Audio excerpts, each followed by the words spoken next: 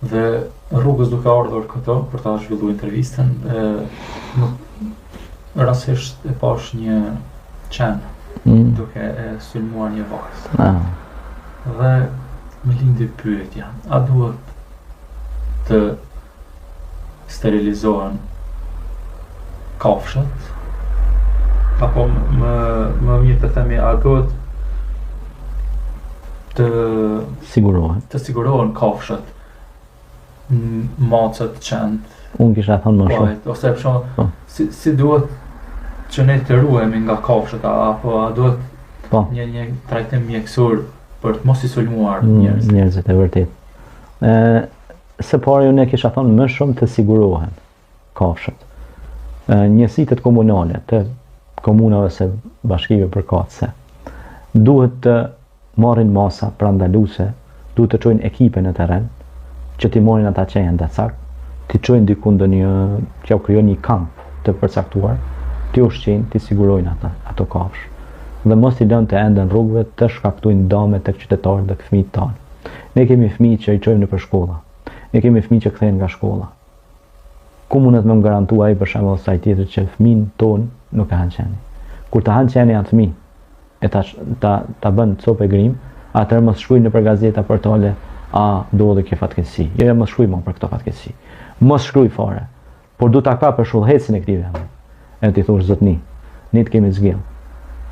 Ne të kemi besu gjën më shenjtë që është vota. Ku jeti? Ku është stafit? Ku është senatit? Ku janë asamblestët? Ku janë këta? Gjithë e cilit duhet përgjigjet për këtë gjë. Pse nuk i siguroni këto kafshë? Në kohën e Omerit. Po.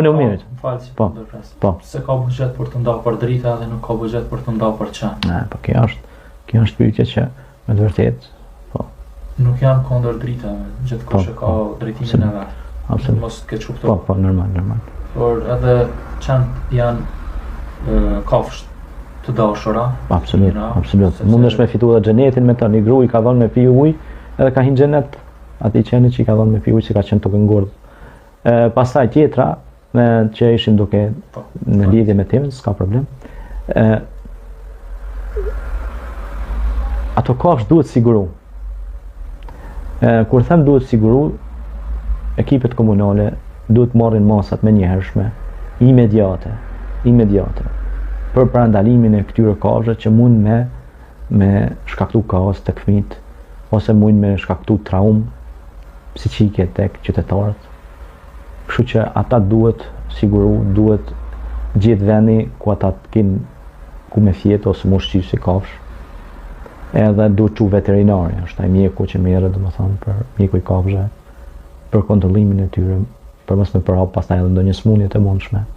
Në kupton, sepse ka qenë përpara e njoftur lija qenëve ose tetanozi kështu me radhë. Pastaj tjetra, kohën e Omerit, si isha duke thënë, Omer ibn Abdulaziz ka qenë një pris i drejt besimtar, thuhet që është rrit mirëqenia qaq shumë, se është kanë Beitul Mal, është quajtur shtëpia e pasurisë ose mall, pasuri.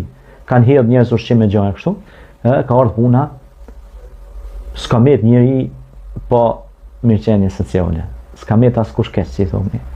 Se ka qenë shumë besimtar i madh.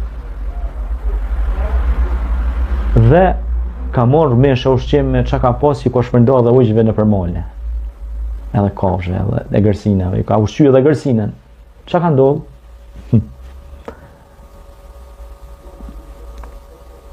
Kur ndrën jetë Omeri, në kooperativë ose në shtallën ku kanë marrë baktit ose delmet, po e hanë gërsina një delme, e merr edhe nuk mungon një delme aty. Vjen fshatarja e tij vendi dhe ankohet si më thonë te stafi senatit që njësiti komunal, si më thonë atëhershëm, që kishte udhëheq dikur Omeri, edhe kur vjen aty, i thotë kështu ka ndodhur, mungon një delme, e kanë hangër gërsinat. Thot një ndër ata që ishte ulur aty prezant, thot vdiq Omeri. Pse thot ku e dite? Sepse kur vdes udhëheci i drejt, ndodhin padrejtësina edhe te kafshët. Dhe më thonë kafsha hanë atë kafshën edhe mungon edhe a i zinxhiri mungesës shkon edhe te qytetari se fshatari. Kur është udhëheci drejt, kur nuk ndodhin probleme. Pse? A i jep urdhën, në punë zë. Në punë shkojnë e kryjnë detyrën që në thirrur. A i jep urdhën me drejtësi. A i se pari i frigohet Zotit, është besimtar i mirë, është qytetar i mirë, nuk lakmon te kajta, nuk është kojta xhi, i thon populli, po është njëri i drejtë. Po shpesh herë më thon do axhi, mër hoxh, po a ka mos e mirë, a ka mirë asë. E pse po bësh kaq pesimist? Pse nuk bësh inkurajues, shpesdhënës? Pse bësh demotivues? A na mëson pejgamberi me qenë motivues, me motivu dhe me prodhu alkimi të mirë. Po mundet mu bë një mirë, mundet mu bë një njëri drejt, mundet mu bë një udhëheci drejt, po ne si qytetar duhet ta ndihmojmë ata. Nëse unë pajtohem me të keqen, ti pajtohesh me të keqen, të gjithë ne pajtohemi me të keqen, atëherë mos harro se ne jemi duke ndihmuar të keqen. Pse tha Isa alayhis salam, bëhuni ndihmëtar të Zotit. Duhet dishepuj ose nxënësve apostujve. Bëhuni ndihmëtar të Zotit. Dhe thanë ata, nahnu ansar Allah. Ne na ki krah të bëhemi ndihmëtar të Zotit. A ka nevojë Zoti për ndihmën tonë? Jo, kurse si, po ndihmëtar të së mirës. Siç tha Zoti në Kur'an, bëhuni ndihmëtar të së mirës.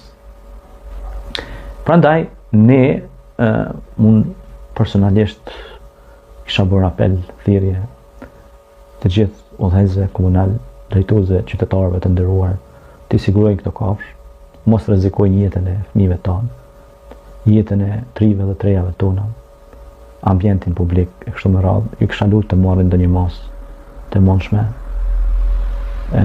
Zoti ruaj të gjithë udhëheqësit tanë, i ndihmoft ata, i udhëzoft ata, i ushtoft diturinë, mirësinë, mëshirën, rahmetin, që t'jenë sa më të drejtë dhe besimtarë, dhe t'jenë sa më shumë hizmeqarë të popullit dhe në shërbimin e popullit për popullit.